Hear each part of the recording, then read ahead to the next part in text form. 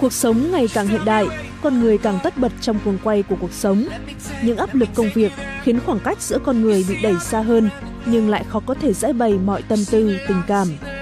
Một dự án khởi nghiệp là cầu nối giúp con người được chia sẻ, được đồng hành, giúp giải quyết những bế tắc trong tình yêu, trong cuộc sống. Thực sự là một dự án đầy ý nghĩa trong đời sống hôm nay.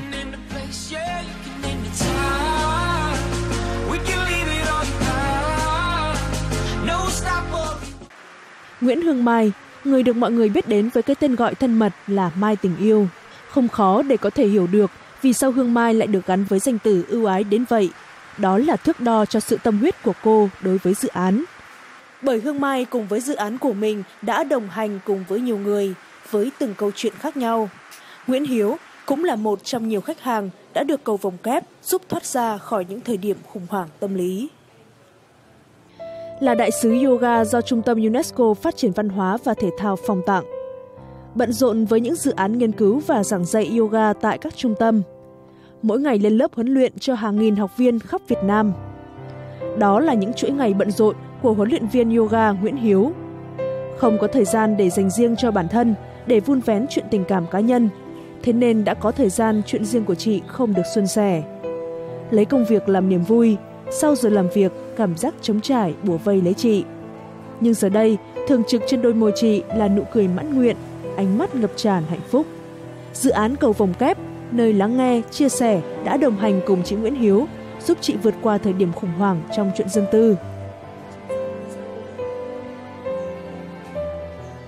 Quả là cái Nguyễn Hiếu thấy rằng là cái sứ mệnh mà Mai đang thực hiện hiện nay nó rất là lớn lao, vô cùng lớn lao và có ý nghĩa, bởi vì gần như là giới trẻ hiện nay chúng ta, thậm chí là cả các anh chị đã lớn tuổi rồi, chúng ta lãng quên đi những cái phần mà những cái gia vị quan trọng nhất trong cuộc sống, đó là tình yêu. Và đôi khi mình đắm chìm quá nhiều đối với công việc, rồi các bạn trẻ thì bị những cái sức hút từ những cái công nghệ quá nhiều, và mình không còn có cái thời gian để mà để ý, để mà quan tâm đến nhau. Nga là một sinh viên đang ở độ tuổi còn rất trẻ, chưa đủ độ chín để đứng dậy sau những vấp ngã trong tình yêu. Cũng như bao cô gái trẻ khác, Nga đã tìm đến cầu vồng kép như một địa chỉ uy tín để giãi bày lòng mình, để được giúp đỡ và chia sẻ. Một năm trước thì tôi có rơi vào một tình trạng rất là khó khăn, bởi vì tình yêu đổ vỡ và công việc cũng không ổn định, và nó khiến cho tôi bị rất là tiêu cực và ở trong một trạng thái không cân bằng.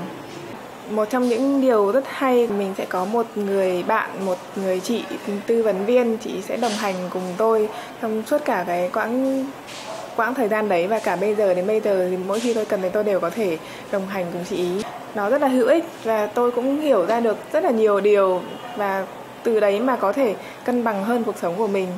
Cầu vồng kép đã hoàn thành sứ mệnh của mình khi không chỉ giúp Nga vượt qua cú sốc tinh thần mà còn giúp Nga tôi luyện bản lĩnh trong cuộc sống.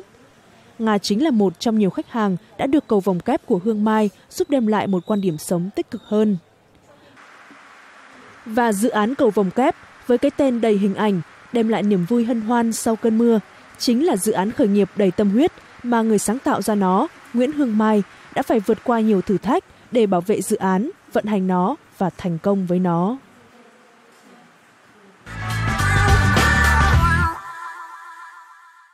Đến với ý tưởng tạo nên một cầu nối tình yêu, với Hương Mai cũng là một cái duyên.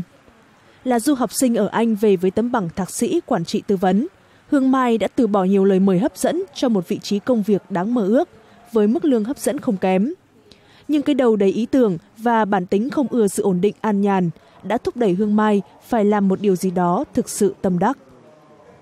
Lúc đó thì bạn bè và kể cả bố mẹ của mình cũng có nói là bây giờ với tấm bằng thạc sĩ ở Anh như thế thì về dễ dàng mình có thể kiếm được một công việc giám đốc kinh doanh. Có những nơi mời mình về làm vị trí giám đốc kinh doanh hoặc là giám đốc điều hành cho một doanh nghiệp. Nhưng thời điểm đó thì mình thấy là đó không phải là đam mê của mình. Thì khi mình nhận công việc đó thì mình sẽ đi xây giấc mơ cho người khác.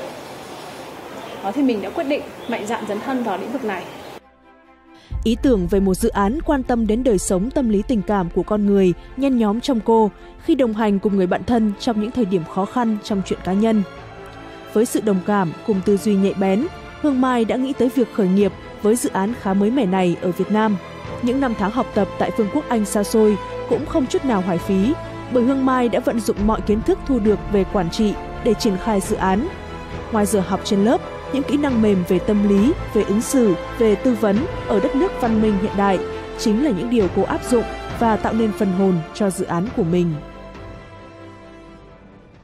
Mai rất là cảm ơn những năm tháng mà mình đã học thạc sĩ tại Anh, bởi vì đó là tiền đề giúp cho Mai có thể thành lập công ty hiện tại và có thể điều hành cái mô hình với quy mô cũng không lớn nhưng mà cũng không hề nhỏ như bây giờ. Thì những kiến thức mà mình học được trong cái khóa học về thạc sĩ quản trị tư vấn ở Anh rất là hữu ích. Nhưng đồng thời là họ không dạy sâu mình về chuyên môn. Về tâm lý thì đấy là đam mê của Mai. Nên Mai tìm hiểu rất là sâu, đọc rất là nhiều sách và đồng thời là cũng trực tiếp giúp đỡ được cho rất là nhiều người. Đấy, vì đấy là đam mê của mình nên mình không hề cảm thấy mệt mỏi, cũng không hề cảm thấy chán nản. Và mình rất là thích được đi giúp đỡ mọi người giải quyết những câu chuyện tình cảm của họ. Chỉ cần một cuộc gọi điện đến đường dây nóng của công ty trách nhiệm hữu hạn Cầu Vồng Kép là những người có khúc mắc trong chuyện riêng tư sẽ được chuyên gia tư vấn lắng nghe và chia sẻ. Cuộc gọi này sẽ không tính tiền của khách hàng, hoặc có khi sẽ được các tư vấn viên gọi lại. Các tư vấn viên sẽ xác định trạng thái tình huống của khách hàng để phân loại và tư vấn đến gói dịch vụ phù hợp và sâu hơn. Gói dịch vụ này khách hàng sẽ trả một khoản phí. Quyền lợi chính là một chuyên gia tư vấn sẽ đồng hành cùng với khách hàng, chia sẻ và tư vấn với khách hàng đến khi khách hàng cân bằng lại cuộc sống cá nhân. Đó chính là điểm cộng cho dịch vụ tư vấn tâm lý tình cảm mà Hương Mai tạo ra. Một người bạn đồng hành xuyên suốt, lại là người có chuyên môn tư vấn, sẽ có cái nhìn khách quan, toàn diện và văn minh, giúp cho người đang hoang mang trong cuộc sống tình cảm có được cách ứng xử phù hợp. Song song với đó, gói dịch vụ sẽ cung cấp bí quyết chính là kỹ năng mềm giúp khách hàng khắc phục những điểm yếu của mình về mặt ứng xử và giao tiếp để hoàn thiện bản thân mình. Mình sẽ gọi là dịch vụ tư vấn tình cảm và đồng hành, và mục đích của bên mình để giúp cho tất cả các khách hàng có được hạnh phúc và sự bình yên trong mối quan hệ. Thế và Mai cũng muốn tạo ra một sân chơi, tạo ra một nơi để có thể giúp cho những cái người phụ nữ và cả những người đàn ông có thể tìm được hạnh phúc đích thực của cuộc đời. Có quá nhiều khó khăn đến với cô gái trẻ khi một mình phải độc lập xây dựng dự án, một mình độc lập triển khai đứa con tinh thần còn non nớt nhưng không được sự ủng hộ của những người thân. Nếu khi đi giao sản phẩm cho khách thì cũng tự mình đi, phải đeo cái khẩu trang vào. Nhưng ngày hôm đấy thì cái bạn khách hàng bạn nhận ra mình cảm thấy rất là ngượng. Nhưng bạn khách hàng đấy bạn ấy nói một câu cũng là mình cảm thấy rất là vui. Để bảo ôi em cảm thấy em rất là phục chị, bởi vì chị vừa là giám đốc mà chị lại đi làm những công việc như thế này, nên mình cũng không thấy ngượng nữa. Khó khăn hơn nữa khi những đồng tiền vốn bấy lâu nay một mình cô tích góp cũng ngày càng cạn kiệt vì phải tự trang trải cho dự án. Và cái rào cản thứ hai về mô hình của mình đấy là cũng là rào cản về vốn. Thế thì khi mà đóng cửa cái mô hình khởi nghiệp thứ nhất là mô hình dating, lúc đó thì mình thực sự là mình cũng cạn túi.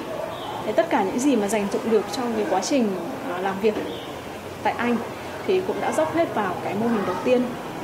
Thế và khi mà bắt đầu cái mô hình thứ hai đấy thì thực sự là mình đang ở tình trạng là phải vay nợ, phải vay ngân hàng. Thế và những đồng tiền đầu tiên bỏ vào tất cả mọi thứ thì đều tự mình làm. Ở Việt Nam ấy, chưa có ai quen với cả việc phải trả tiền cho các dịch vụ tư vấn. Thế mọi người khi mà gặp những chuyện khó khăn về tình cảm thì sẽ thường là hoặc là lên mạng tìm hiểu, hoặc là hỏi ý kiến những người thân. Nhưng mà họ cũng không biết là những người thân ấy, khi mà không ở trong hoàn cảnh của họ và cũng không có nghiệp vụ, thế thì mọi người cứ cảm thấy là chẳng có ai chi tiền cho cái dịch vụ này đâu. Đấy thì đấy là cái rào cản thứ nhất mà Mai đã phải mạnh dạn tìm hiểu và thử nghiệm các mô hình để tìm ra được một cách đóng gói sản phẩm để có thể đem tới hiệu quả cho các khách hàng một cách tối đa. Nhưng khó khăn có thể làm Hương Mai thấm mệt, chứ không thể làm cô gục ngã. Từ bỏ dự án chưa bao giờ xuất hiện trong đầu Hương Mai.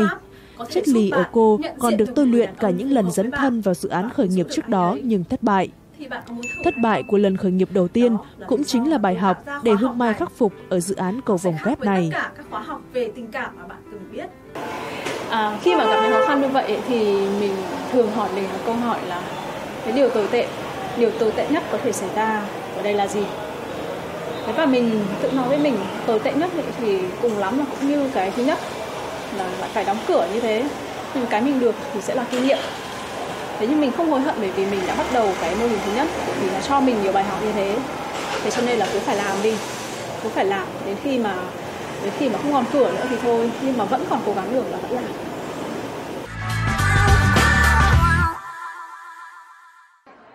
Hơn 6.000 khách hàng khắp cả nước, lịch khai giảng các lớp học xen kẽ chính là thành quả to lớn mà Hương Mai cùng với công ty đã gặt hái được.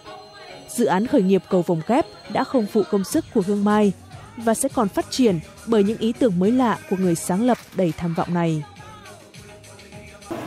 Triết lý về khởi nghiệp của Mai cực kỳ đơn giản, chỉ có 3 chữ thôi. Cứ làm đi. Sai thì sửa, nhưng cứ phải làm đi. Còn tất cả nếu chỉ nghĩ ở trong đầu mà không hành động, cũng không dám thực hiện thì mọi thứ cũng chẳng có kết quả. Kết quả chỉ đến khi mà mình làm. Vậy nên là cứ làm đi. Đấy, và điển hình là như mô hình của Mai đấy. Chập chững lúc đầu thì không ai tin. Cả những người thân, người bố mẹ hay là các anh chị em cũng cứ nghĩ là mô hình này làm mới vẩn được mấy hôm thì sập tiệm. Nhưng mà dần khi mà thấy cái số lượng khách hàng của mình đông như thế, nhiều người biết đến mình như thế, thì thực sự đến bây giờ mọi người cũng đã thay đổi cái cách nhìn về mình. Nên mình cũng không lấy cái đấy làm động lực. Mình cũng không muốn thể hiện với cả mọi người để làm cái gì cả. Cái quan trọng ấy là mình đem lại được cái giá trị gì cho cộng đồng, đem lại được giá trị gì cho xã hội.